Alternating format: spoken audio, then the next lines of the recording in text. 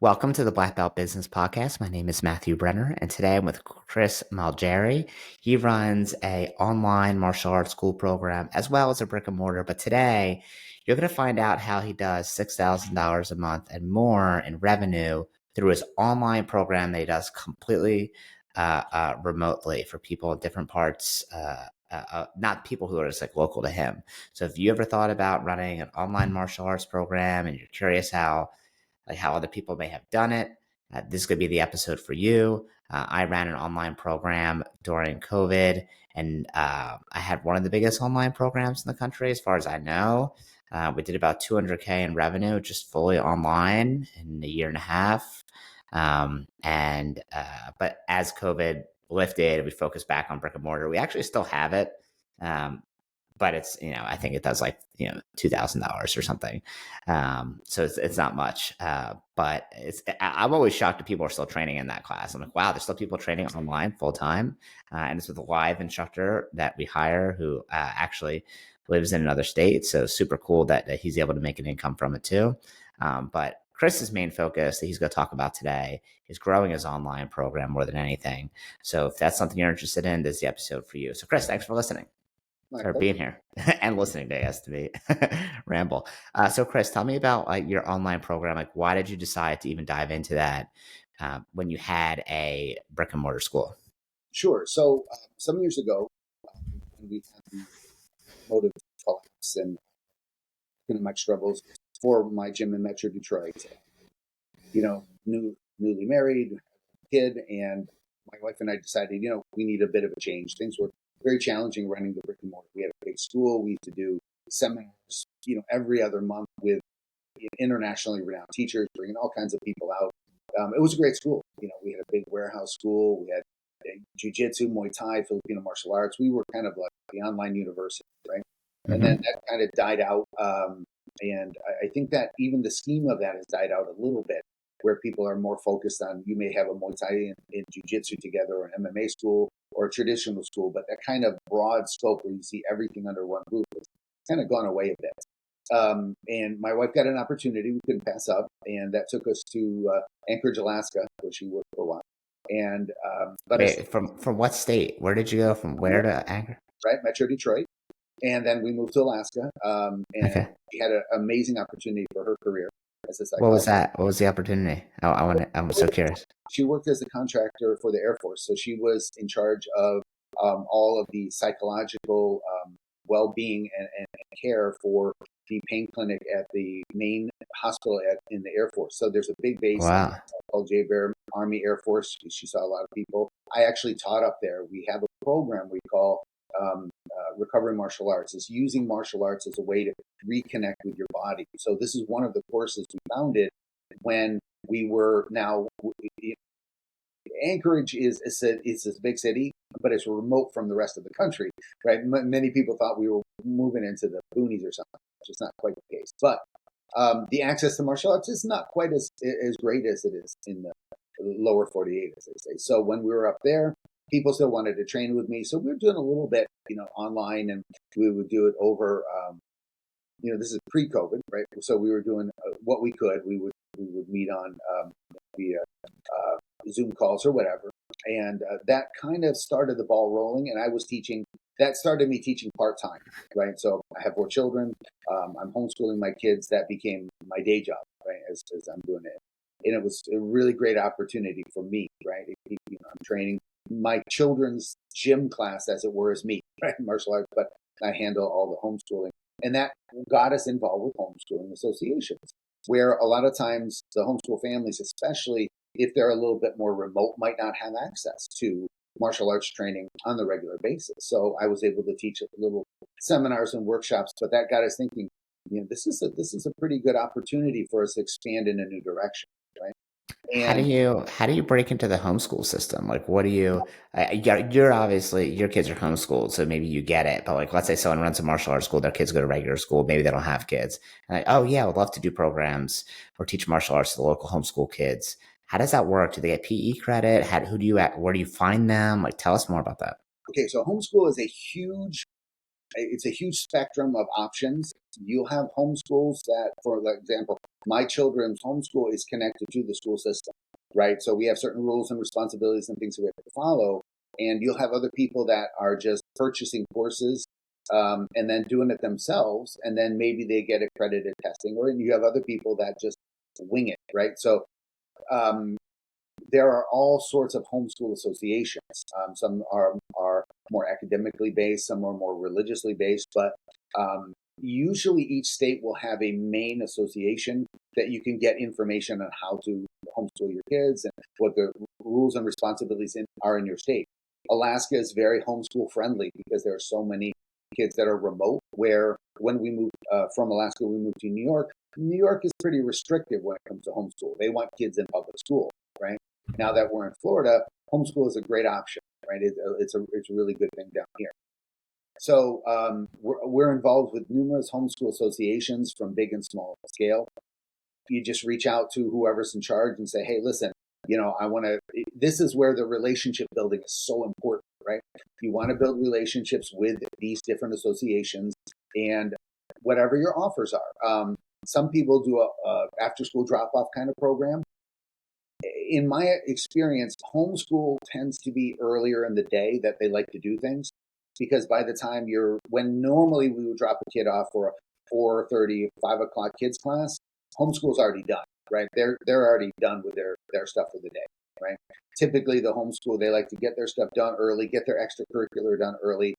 That's just the lifestyle. Maybe they have other things going on, who knows, right? So what you want to do is you want to really connect with those associations, and then you can start to open up. Now, what kind of instructor do you want to have? Just a very specific program where it can be at 2 o'clock in the afternoon, because that works better for that group of people, right? Where we are, Florida has a really big homeschool component, right? There's a lot of people being homeschooled here because of the perceived value of public education in Florida. I'm going to say this as delicately as possible, right?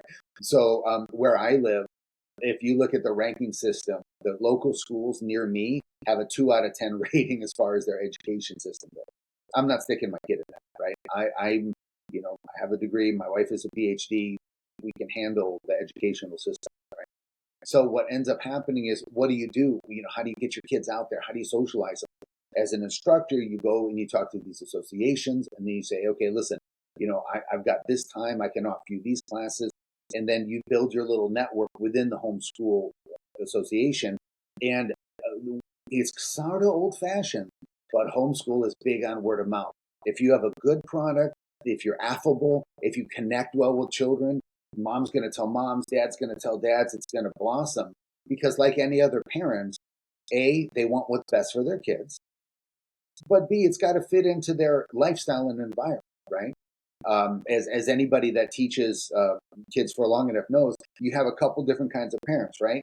You got your fly-by drop-off parent. They drive and drop the kid, dump them, and they run, right, to do errands. And then you have the other parents that tend to be a little more focused and a little more disciplined about what their kids are doing. Homeschool parents tend to be a little more focused.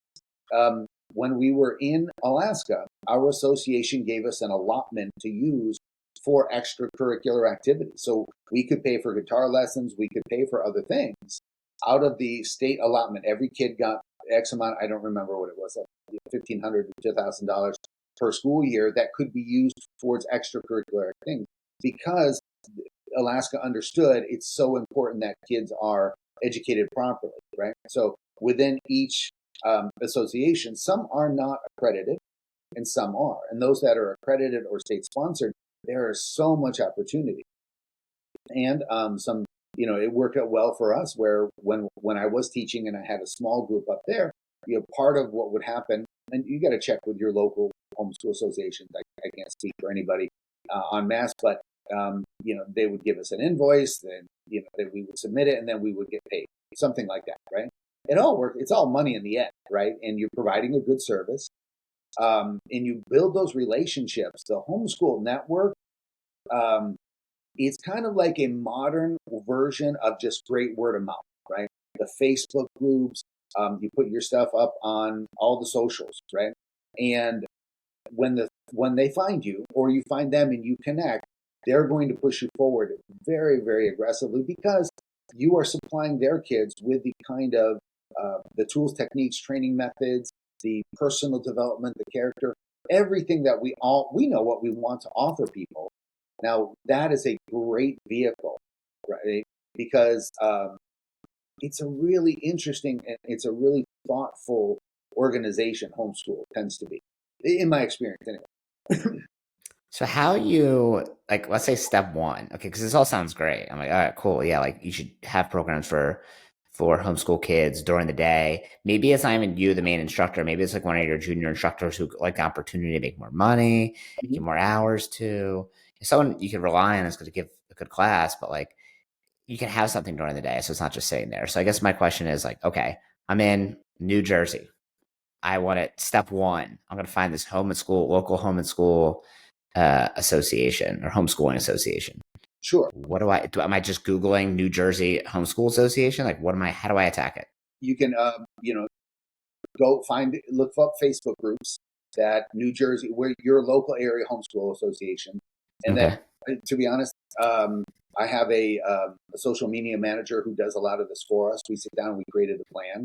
But like you're saying, you have a junior instructor, maybe you get them to do it, right? And that can be part of their project. But you connect with the local homeschool associations, call your local school district and say, okay, because generally the local school district, even though I homeschool my kids, they are registered in the school district as being homeschooled.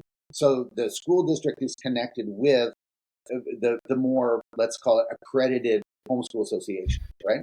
So you start there, and then you reach out to them. And what's your offer? What do you do? Do you do a free class, or do you do a 2 hour, or even like a 45-minute little intro? Hey, I'm going to do a quick kids self defense, blah blah blah. And at the end of that, you get a free uniform if you enroll, that kind of thing. The actual advertising of it doesn't have to be too much different than you would normally do. What you're trying to do is meet them where they are. What time do they want the classes? And maybe some of the homeschool kids will show up to your regular kids program because it's still a kids school and they get to socialize. The only difference might be they might come to you and say, hey, um, can we pay for this out of our allotment in such and such a fashion? You might have to be a little bit flexible in the way your tuition comes to you because a lot of times, like I said, we would have to invoice and the payment might be a little different. Who cares, right? It's 2 seconds extra work on your part, no big deal, right? Because you're connecting with a new community. Facebook groups tend to be super active, right? I know Facebook is a bit more like the parent portal more than it is like the young kids kind of thing. But that's who you want, right? I get a lot of interaction, a lot of questions, a lot of back and forth. And as long as you're staying up with your communication skills, you're in good shape. Don't discount the school system, right? Especially when you're saying, hey, just who do I need to talk to about homeschool association? They're going to give you a list of numbers and emails. You get out to them, figure out your offer, and then just like you would in any other program, you put it out there. You get 10 kids to show up for their free thing. What's your offer? Whatever you like to do, whatever you normally do. Whether you're giving them a free week, 2 weeks of free training and a uniform, whatever your thing is, and then you get the ball rolling.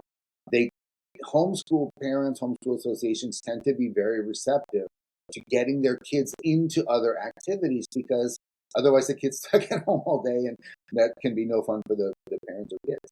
One of my favorite ones, and perhaps because she's now 5, but I like the parent kids like the Pee Wee martial art class. And one of the things in homeschool, especially on a virtual scale, is I train the parents on how to become teachers, right? We call them assistant coaches, right? Because I don't want them to think they're actually black belts themselves, right? In any way. But you got a 5-year-old, you're in, Talkeetna, Alaska, right? With nobody around you, but we're connecting and we're meeting and I'm telling you step by step, I'm teaching you how to coach and train your kid. We'll have our interaction, but that is one avenue, right? I have a lot of fun with that where you have the kid come. It's basically a glorified tumbling class because from a jiu-jitsu background, we're doing the rolling, we're doing the falling, we're preparing the kids, I'm sure you're very familiar with the animal walks, the gorilla, and all that kind of stuff that kids really get into. And then you get the parents to become involved in coaching. And because of my wife's background in marriage and family therapy, we're really integrating a lot of what we would refer to as the partnering coaching, right? So sometimes, as you might be aware, it's hard for a kid to take instruction from a parent where they go see their instructor, their sifu, their sensei, their professor, whatever, and boom, it just clicks in, right? So we're trying to work on that dynamic to have the kids and parents be a little more receptive to giving and receiving instruction, and that tends to work out very well.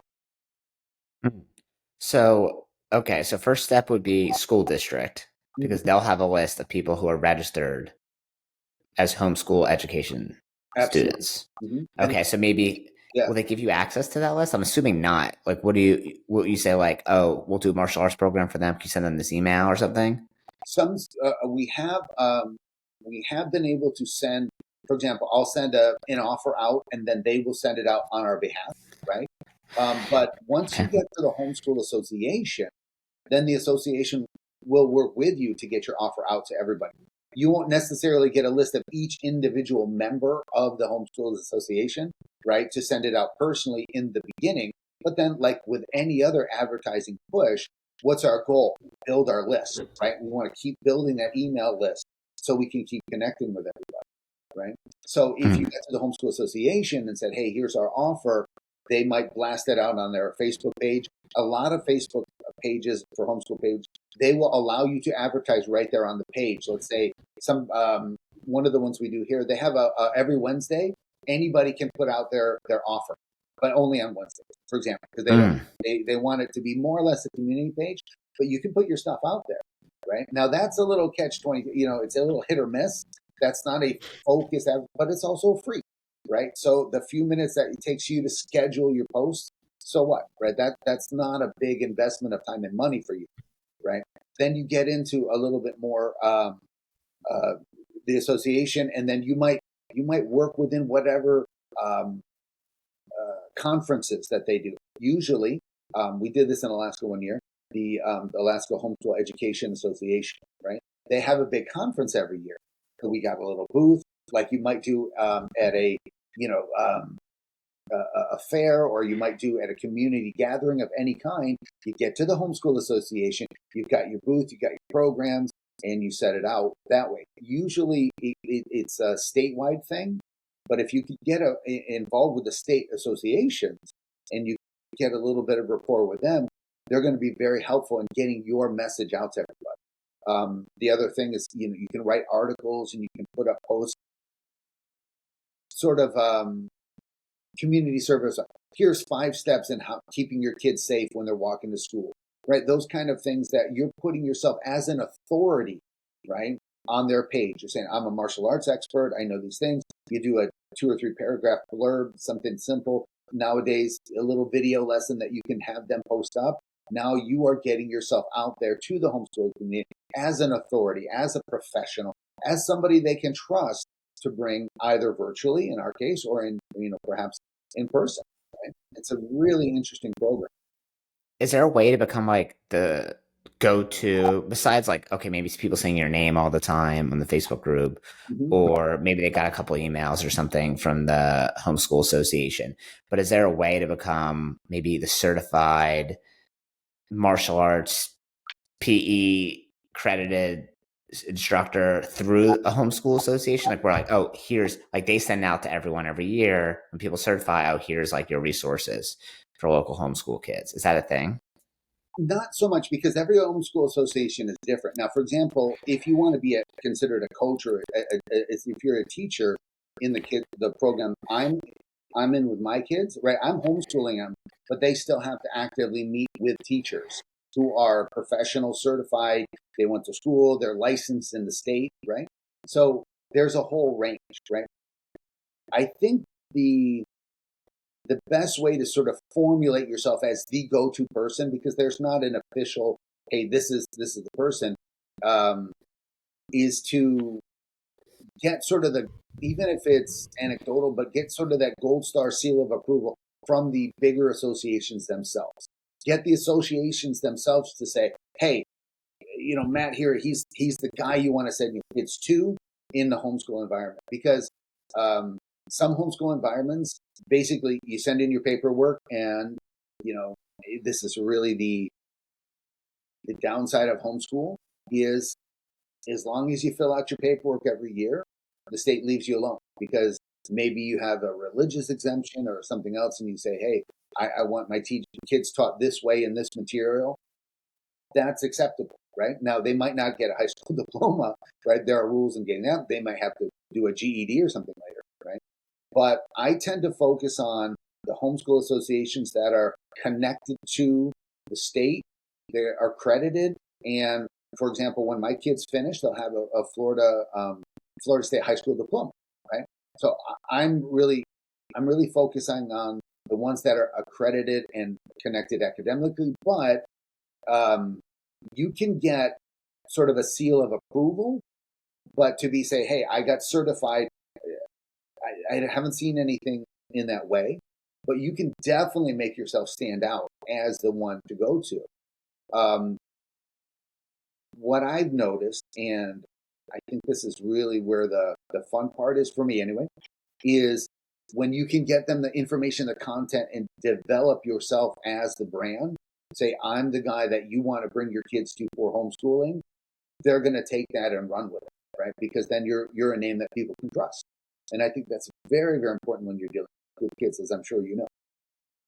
Yeah, and I feel like there's probably not a lot of competition for martial arts school owners or instructors who are doing this thing and attacking, homeschool kids. Like very few people actually do that. So now that and word of mouth in smaller communities makes such a big difference. It's like word of mouth in like a big city, not as much of a difference. Like what I do is I teach martial arts school owners how to grow their schools without ads. So through what I call the Triangle Codex, which is through schools, daycares, and businesses. So those three areas. And sometimes people will ask me, they'll say, "Oh, I'm in a small town. Is it going to work for me?" And I always tell them, like, it's going to work even better for you, because small town word of mouth is even more impactful, right? Now, if you're out in like a forest somewhere and like there's like farms everywhere, I don't know, probably still be good, right? But if like real rural, I don't know. But like if you're more like suburban or not in like a downtown, if you're in a downtown city area, like at least our schools, they don't need to market nearly as much. They just don't have to do a lot of these things, because people just walk by, they show up, they call the website, they have a lot more visibility. They pay for their marketing and their real estate, right, by their location. Mm-hmm.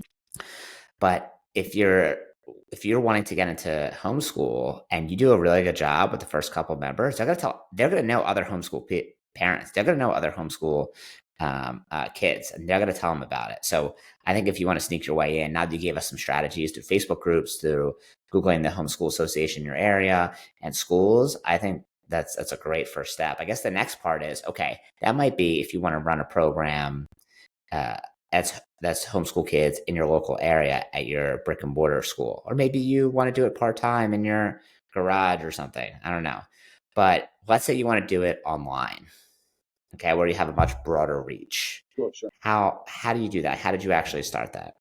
Well, interestingly enough, like you said, ours started because I had three of my kids in a homeschool association in Anchorage. And what happened was we would go to the usually once a week, every other week, all the kids would get together and they do some kind of extracurricular thing.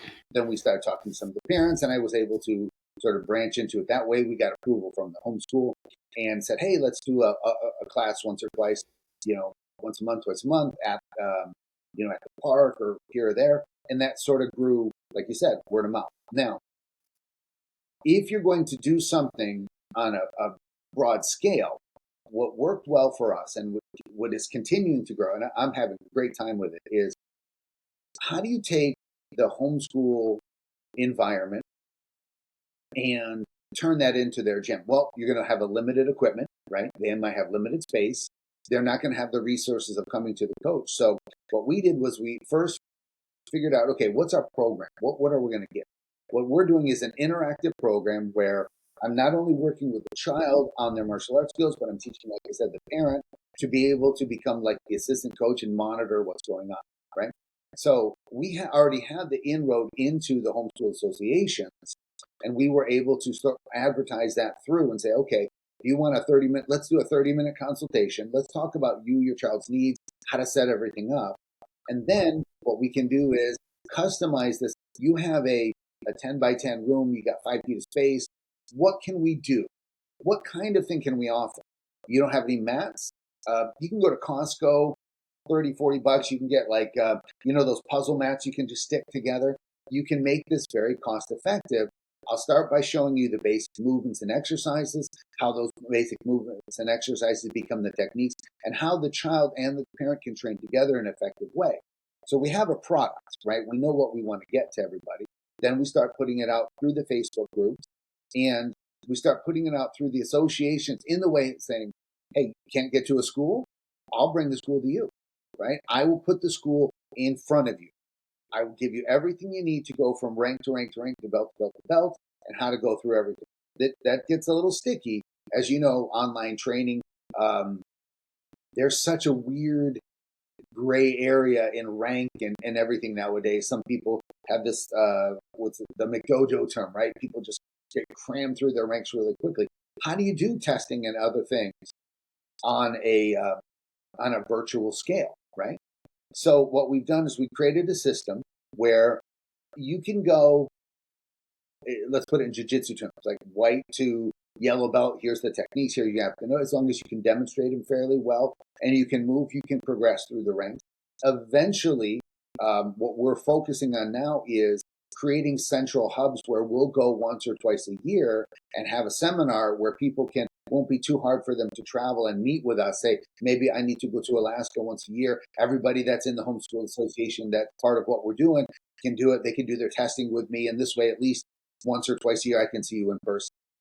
That's a bigger commitment if you have a brick and mortar school.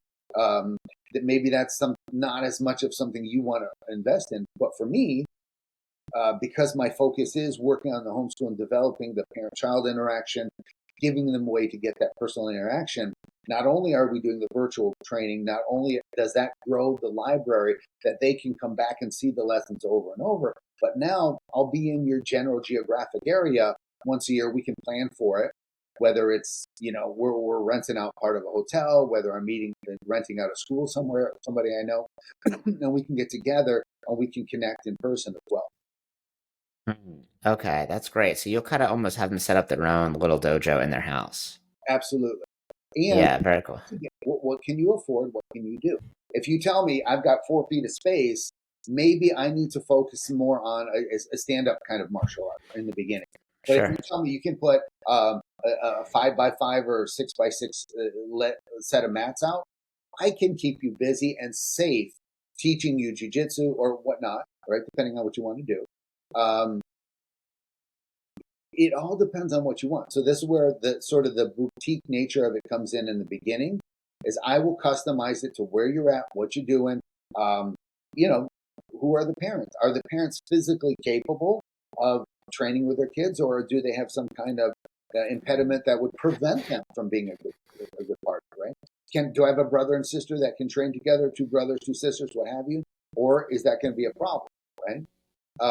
So really, if you want to give somebody more of an experience than just, hey, buy my course and good luck to you, right? Send me a video of how you're doing. Then we have to customize it. We have to personalize it.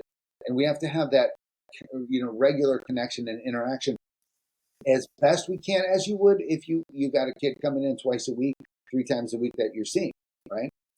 So will you mail them? Like, one of the things we did, and obviously, like, we kind of, we did this for a while during COVID and then took our foot off the gas. So it's been trickling away. So it hasn't been our focus at all for a while. But one of the things we did was we would mail them a uniform, a target, a pair of gloves. I think those are the things we would mail them. That way they could feel like they were training in martial arts. And we didn't mail it ourselves. We just set up drop shipping with the martial arts equipment provider. For us, it was like Asian World. And we had like a little spreadsheet we shared with them. And then anytime we added a new student, they would get a notification and it would say the sizes on there. And then they would just mail it to them. They would just charge our account and we would charge the students. So they would get equipment so they feel like they're training. And it wasn't just like them in shorts and t-shirts. So do you do something like that? Do you make sure they get equipment, or is that kind of things they do on your own? How do you usually structure it? Right now, what we're doing is we're trying to make it as, ours is all about accessibility, right? Everything we do in Synergy is accessibility. It's access to training, whether it's, we do everything from, martial arts and life coaching and wellness and nutrition. So what is it that we're talking about? So generally, we'll make sure that everybody feels like they're a part of our group. And we have the training t-shirts. I like the dry fit ones, not tight, that's something comfortable for everybody to wear, so that this is what you wear, so that we're all one big happy family. And then what we'll do is we make our arrangements. What are we doing? Right? I'm a little remiss to say, okay, for example, I have a whole program where I work on Muay Thai, Thai boxing for children. Right? All my kids are learning Thai boxing. I love Thai boxing. It's a great thing, but the pads are expensive. Right? The things are expensive. So what we want to do is we have an incremental program where, like you're saying, yes, we generally do it like the t-shirt and the shorts, and then a less expensive pair of focus mitts or pads that somebody can get started with. But I'll make a recommendation, right? If you've got somebody, kids 14, 15, 15 can be big nowadays, right? 15 can be, maybe you don't need the small focus mitt. So we discuss what investment are you able to do right now, right? And then kind of move from there. Because a lot of times, especially you're in a remote place, getting equipment, sending the equipment, that can be a little more problematic than anywhere that they just have Amazon and you can get something the next day. So, but I do agree, it's important as a way to form community and as a way to bond with parents, teacher, and students. It is important to have kind of that cohesiveness, right? That's why And that branding, right? Like you have your brand I, too on all your stuff. everything's simple. Where that is actually, it's kind of a funny thing in the jujitsu world right now. There's kind of a fight about it, right? Whether everybody should have the same uniform, everybody should wear it the same way, or you just buy what you want because it's considered a little bit old fashioned. I think it's important that everybody dresses the same way. We build a sense of community, so you're in it together, right? I think that is super important. Um, as far as business goes, it's important because you're trying to form your brand and you're trying to make sure your brand is the top rated, best named, everything brand as it can be. Doesn't matter if it's Homeschool Association virtually, doesn't matter if it's in place. How people see you is vitally important, right? So that if you have a good brand, if you have a good name, that's going to carry you a long way, especially if you have a decent product. So let's say I get connected, like, okay, so let's say I'm like, all right, I'm gonna do this online Yep. and I'm gonna do maybe start with my state or city, and then I might be able to expand over time. Right.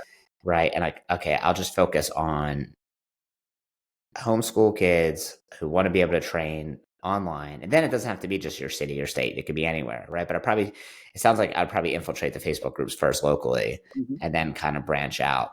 Right. Well, mine Uh, was a little different only because we moved so many times. Right. My yeah. kids started homeschool in Michigan, where we started, because um, I'm running the gym full time. Right. My wife, in fact, in Michigan, my wife had her office in our gym. Right. So the kids are always with us. They're doing school at the studio. Right. So we instead, because we live not close, right, to where my gym was. So that made it easy. But that got us connected, right? When we moved to Alaska, that got us connected. We moved to New York, we're the homeschool there, that got us connected. So that was easier to branch out. You can start sort of like top of the ladder, right? Find a national homeschool association that reaches everybody, right? Start there, Mm. especially if it's virtual, because who cares? I don't care where the kid is, as long as since I do a lot of things more on the one-on-one and small group way, as long as you can figure out the timing and say, okay, this person is 4 hours behind us because they're in Alaska, 6 hours, depending on where they are. We for a while before they went off to college, I was working with kids that are in Hawaii, right? That's a time difference, right? You've got to account for those kind of things, right? Especially if you're doing it this way. I like it because I like the connection and I like the personalization of the program versus just having an online library that they can access, which is important too. Especially, you need those resources for them. But if you don't particularly care, if you're not trying to get them to the school, right? Then cast a wide net. Go to the national association, the homeschool associations. A lot of times you may have to pay a few bucks for the advertising, right? If maybe they have a directory of some sort that you can get into. Um, but if you can get, especially if you have a program, then going to those conferences also works out very well, right? Because then you can, who cares, right? Somebody's coming to the conference from um, Alaska, in my case, right? If you go to the main homeschool association conference, maybe I don't remember where it is in this one year, so in Las Vegas, right? You go to that. The people that run the statewide homeschool associations, they are looking for programs for the kids in their state to focus in on too, right? So not only are you looking for the individual people, you're looking for who runs the homeschool association, because those people need other avenues, other things for their kids to do, right? So that makes them sort of do some of the work for you, right? So if you get a hold of, this guy runs a homeschool association in Florida State, and he really likes, oh, I like your program. I think more kids should do this. Okay, there we go. Now I've got a great connection. This person is going to help me reach out to all these other families, because eventually that's what I need to get to, right? So you don't have to hunt down the family first, right? You can get some people to help you do the legwork if you can show them, right? Because one of the things that happens in homeschool is many people will try to sell their homeschool curriculums or programs, right? That's a huge thing. You have a lot of options depending on the states that you're in. But the other thing that they need is, what's outside of just the general homeschool? Well, what about martial arts classes, right? And if somebody like you come in, you say, hey, listen, I've got these classes. If you're in my area, if you're local to me, we've got a setup. It might not be 30, 40 kids a class right away, but if you figure out what's your number, what's at work. If I can start with 5 kids and then we build this up, pretty soon I've got an active homeschool component that's going on. So those dead hours of 12 to 2, or when nothing's happening, I don't know what the school's like, but let's imagine, right? Or if you, like you said, you've got a junior instructor who can come in and say, hey, let me crash this out for a couple hours in the afternoon, 2-3 days a week to start. Then you're filling some, hopefully, not dead time, but if you got dead time, you put the kids in there and you get them going. But you're not limited to that, because you can train anywhere in the world.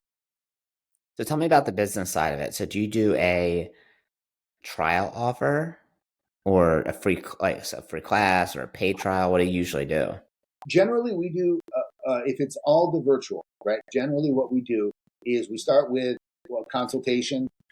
Because I want to get everybody set up and we're on the right foot and establish our expectations. Can you even manage doing a homeschool, right, program in your house, right? Do you have enough space? Where are we at? So I get a sense, and I also want to connect with them and find out what they're really looking for. Generally, we start out, we'll do a 1-month trial. If it's it might be 1 30-minute class or 2 30-minute classes a week for a month, right? And it can range depending on when their schedule is and how much they want to get out of this. Generally, what I do is, let's say you come to me, we do a 30-minute class. I will have written out for you in your inbox, as soon as the class is done, your workout plan for the week, right? So what I will say is, because I might not see every kid every day, ours is a little more one-on-one, like a private lesson program right now. So this is what I want you to do, and I base it off 15 minutes a day of training, right? Which doesn't sound Wait, like can I ask you a question about that? So you're doing 2 private lessons a week for 4 weeks as their trial. So you're doing 8 free private lessons as a it's a trial? paid trial. No, it's a paid trial, right? Okay. So you do the consultation, and then Consultation, and so that's like free. You find out if it's good for them, what they want, yeah, and they join right from there. right? So if they Or join, they'll pick a package. they'll get a discount on the 1 month. So it's basically the free consultation, and I'll get up and I'll say, okay, move around your space. Show me. Whoa, there we go. We're back. So they may do jumping jacks. They move around a little bit. Can you do a bear crawl? And I'll get them moving a little bit. I'll get them active. I'll show them 1 or 2 things in a specific style, right? A big part of my life was Filipino martial arts. I love Filipino martial arts. And that is something that we have our own kids program in that works really well. And say, okay, show me how to do X, Y, Z, right? So during the free trial, I will teach a little bit, maybe 2, 3 things, and see how movement, see how the space, and we'll discuss. And then if they decide we're moving forward, then we can figure out what's the plan that's going to work for them. Every time they finish a lesson, right? 30 minutes, 45 minutes, an hour, whatever it is that their schedule allots for the private lesson. Then in their inbox, they have the daily training, right? So what we do is I try to leave no stone unturned, right? I don't want you to have this exciting lesson and then on Monday and then Tuesday, what am I doing? What I got to work on? None of that. Everything's broken down so you know what you're doing, and the parent knows how to take their kids through what the general terminology is, what the commands are, and I make it formal so it feels like they're in a class. All right, you bow, you start like this, you call your mom, your dad, depending on the art you're doing. You know, if we're doing Muay Thai, you call them, Kun Kru, which is like a junior teacher kind of term, right? Just for the respect, learn a little terminology, and appreciate what you're getting, right? And then what we do is the next class, I take 5 minutes, I review. If it looks good, we move on, we add some more things, and it's very incremental, right? It's step by step, go through each pace. Sometimes it's tough, right? So if you can't get a heavy bag hung up, if you can't get the equipment, right? We make our modifications and work around it. Okay, very cool. So they'll do the 1 month trial Mm-hmm. typically after the consultation. Right. So is that just like a one-time payment sort of thing to see if they like it after the month? Generally, yeah. Now, if somebody comes in, we'll make the offer. Hey, generally, let's see if we're going to do it. Let's do our month and let's get going. But if we get somebody right off chomping at the bit, we can do we'll do a 3 month membership, or you sign up for a year, and then you have your are we doing 1 30-minute lesson a week? Are we doing twice a week? Depending on what you choose as your payment, everything is customizable because it's easy for me. I could set it up any way I want to based on your schedule and my schedule, and we put it all together, right? So Sure. So how much are you charging for the month? That depending first month? that first month, generally speaking, if I'm doing, let's say I'm doing 1 30-minute private, right? 30-minute private once a week on a Monday. Generally, I'll say 4 in case it overlaps, and I'm not doing 5 1 month and 4 the next month. Depending on how many kids are in the class, it's probably our base program is $75, right? Just to get them started off. That's their discounted. Hey, we're going to start this. It's 30-minute lesson once a week. Then, depending on what you want to do, generally speaking, if you're meeting with me, say an hour, I try to do things in 30-minute segments based on age. So let's say I got some younger kids. 30 minutes is generally enough, even online, because then I don't have any hair to pull out. But um, getting the kids active online is a whole nother to get them active and engaged in something and staying on something online is a whole nother conversation, right? That kind of enthusiasm and retention online can be challenging if you're not Sure. a little more energetic. So it could be anywhere from like $175, $200 a month, and I have one student that I see him every other day for a 30-minute lesson, right? But that's just what he wants to do and what they can afford, right? I would say that's rare. So how much is it? How much you charge for tuition like that every other day? If we're doing every other day, I mean, let's see. Right now, because his family's doing it, they're doing it's $40 a lesson, so $120 a week, right? For them to come in for the 30 minutes. So, Okay, got it. And that's like for a half hour. yep, it's for a half hour, right? Okay, cool. It seems like pretty low. Is that because your goal is accessibility? Like you want anyone to be able to do it? The Like goal why is so low? well that the goal is accessibility, and the goal is right now it's a matter of getting the name and the growth. Um, Things will change as we get more of a name, but right now we're trying to get. It's not an easy model because not a lot of people are doing it, right? So, for example, you have a brick and mortar school.